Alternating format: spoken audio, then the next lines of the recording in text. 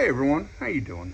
This is Scott, Great Scott on most of the forums I'm on, and I'm here to have a little chat, maybe a little rant about this MT12 by Radiomaster. Welcome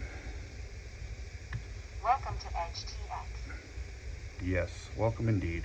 So this is a radio that by all accounts I should love, given that everything that it's advertised to do, and it can do, between that and build quality, I should really love this radio. If I don't love it, I should at least really like it. But right now I would say I'm probably in a state of hopeful annoyance is really where I'm at with this thing. So why should this radio be loved? Well, first off, this thing's got a ton of channels. It has its capability of going up to 32 channels. I have no idea what I would do with 32 channels, but it's awesome to know that I've got a radio that can have 32 channels. And that really opens up just a lot of different mixing and combos in there. Another reason is this radio with a 4-in-1 module can connect up to almost any receiver out there by any brand. The receivers that it can't connect to, the list is very small. This is the ELRS version with the 4-in-1 module. It's a 4-in-1 module that allows you to connect up to all the receivers. So just the capability of doing that is really cool. The ELRS receivers have some epic range. You watch videos online and you see people running this radio with FPV, and high quality FPV is running out of range before this radio is. So just some crazy epic range. And the next thing is build quality. I mean, this is one of the nicest radios I've had. And it just feels right. The heft in the hand, it's got a reasonable amount of weight, but without being super heavy.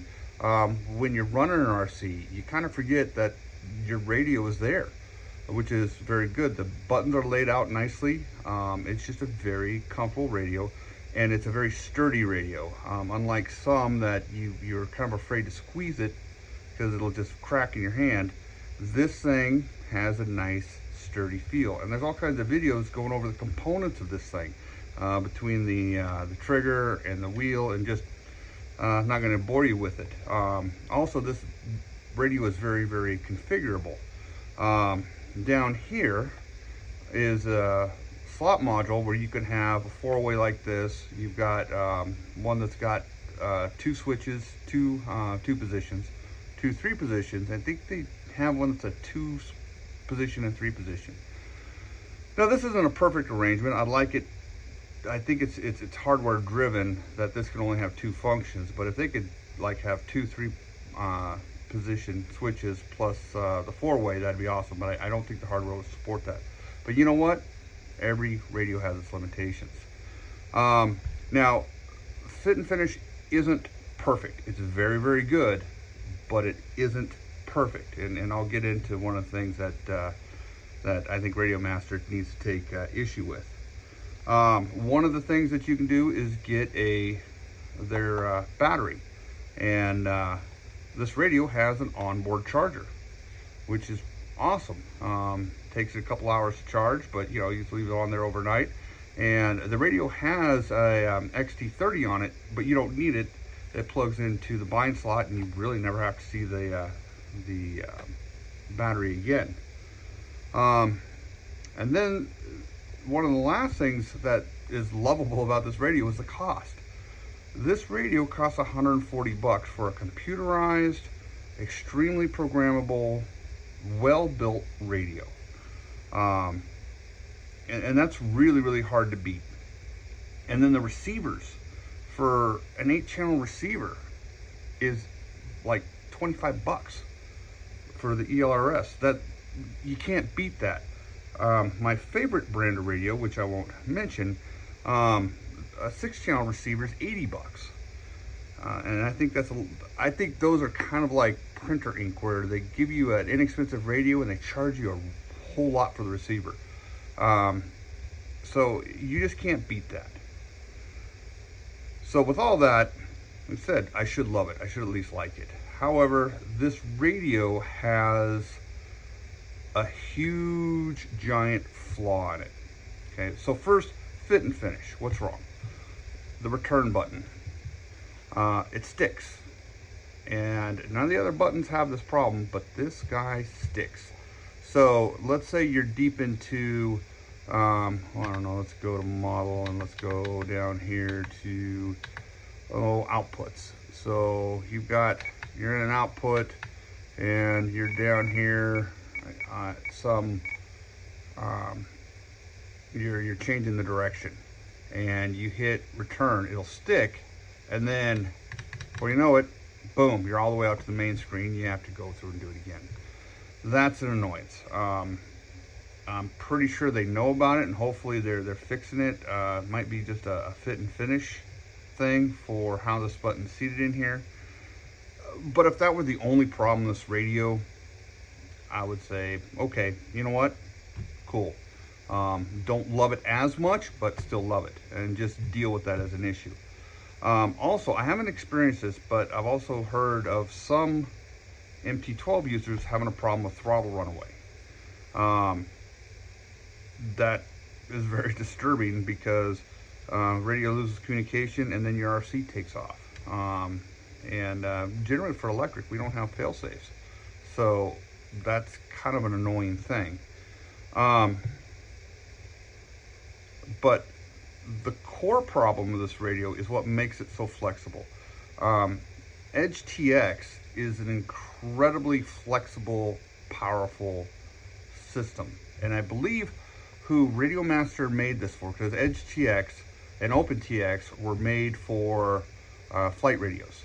And I think their main audience behind this radio were those users who wanted a stick radio that was compatible or was running Edge TX, so everything made sense to them, and that's great. That's good cross compatibility for those guys. The problem is that Edge TX in itself has a very, very steep learning curve, like El Capitan steep. It's one of those that you have to dig into the manual to really learn how to get around. And that's incredibly annoying. Now, I know what, guys that run and operate Edge TX all the time says, well, you just have to learn it. Well, that's nice and all. However,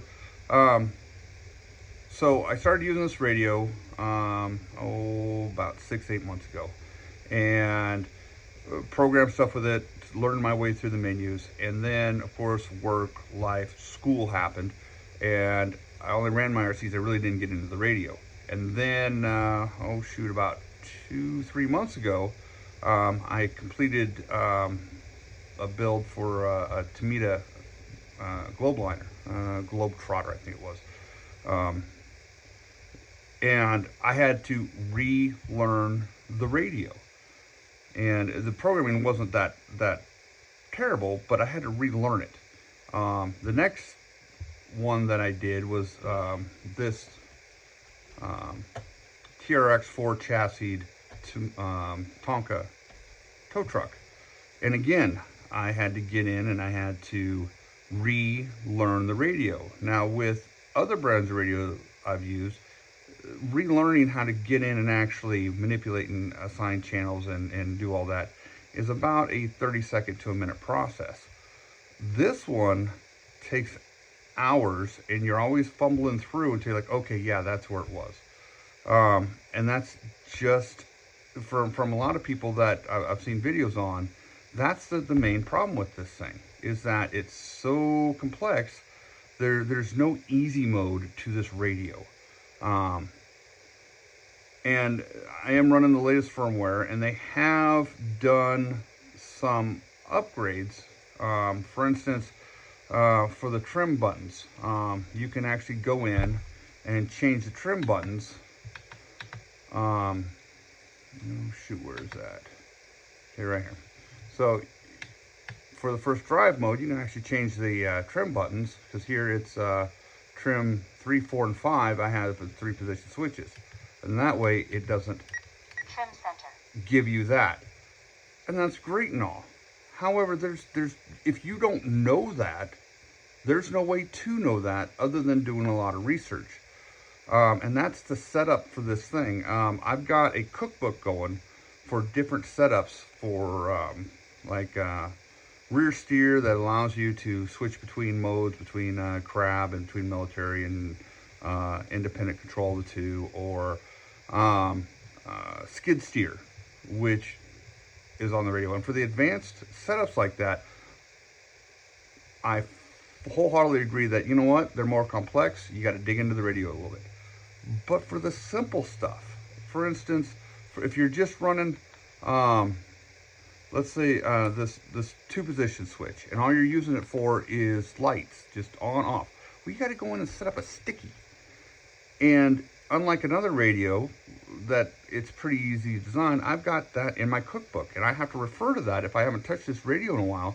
Figure out how do I set up a sticky to set up a 3-position for a winch. Again, it's not intuitive, and I got to watch a video, and then I write it all down, and I've got that. And just having to do that level of concentration on this radio for everything you do is very annoying. So this is, I'd say, to the Edge TX programmers for this radio. If you want to catch a broader audience, because there's a lot of people that are really excited about it, and then they just dropped it for different radios because it is just so complicated.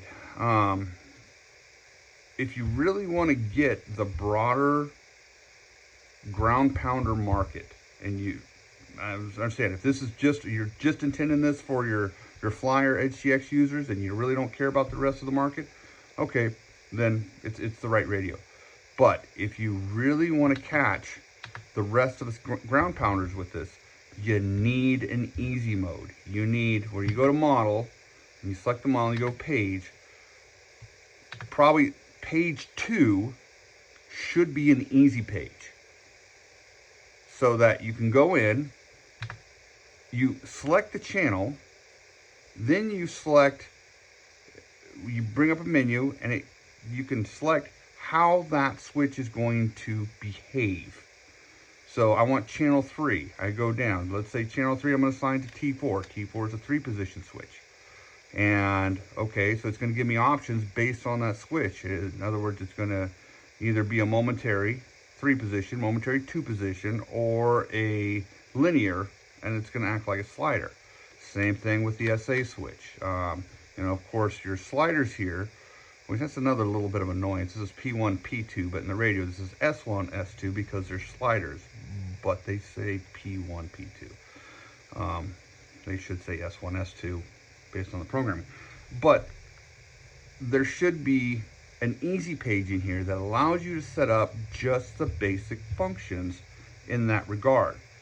And then, like the outputs. Output page to me is perfect. It works. Everything you need to do for your outputs, adjust your trims, reverse it, it's all right there. So your output, to me, that's one of the best, well thought out pages on this thing. But everything else, it's just not intuitive to how to set it up. And like I said, if I want to do some crazy stuff, and I've got, like a TRX6 based mobile crane that I'm running on a stick radio. And I'd like to move it to this so that I can have everything on in one spot. That one I have to switch between receivers to run either the chassis moving or the crane operating. And I just love to run it all off of the radio and just shift modes to what I want to do. But even setting up the simplest thing, just a car, or especially crawlers with lights and winches, it's extremely laborious. It's extremely tedious to do. So, like I said, a simple page. What channel you have, the switch you want to assign to it, how you want that switch to behave. And that's it. And then if you want to go in and dig in more, then you can dig in more. So that's my recommendation for this. There's a couple other quirks about this radio that really I think can be improved. For instance, if you are using an ELRS and you don't bind, or you don't have any kind of a ELRS transmitter active on that model, as soon as you tell it to go to ELR Express, well, you just get that. And it just sits there. No exit, no nothing, no hey, no warning says, hey, you should actually go out and turn on for that model the transmitter. Nope, that's just the way it does, and there's no way to get out of it except for power it down Welcome to Edge and then TV. power it back up. But you know, every radio's got its quirks. But again, I think what this radio really needs to reach a broader market and really just make it easy is an easy page. And also, you know, for the guys that have had the throttle runaway, fix that. I don't know if that's a firmware thing or if that's a, you know, batch radio thing, but yeah, that would be very annoying. So this is my little chat. This is my little rant on this guy. Like I said, I want to love this radio. I want to replace my other radios with this radio. This is a radio that I want to do FPV off of. This is a radio I want to do skid steer off of. But again, you know, coming up, I've had some time right now, but starting early next month, my overtime is going to increase from about 5 hours a week to about 15 hours a week. And then I've got school, so I probably will just be running my RCs for a couple months and not dig into this. But as soon as I have my next model I want to put on here, I'm gonna have to start that whole learning curve over again, and that really makes me not want to touch this radio. So, well, thank you for listening to the rant, and if you have any questions and comments, go ahead and post them up, and yeah, have a good one.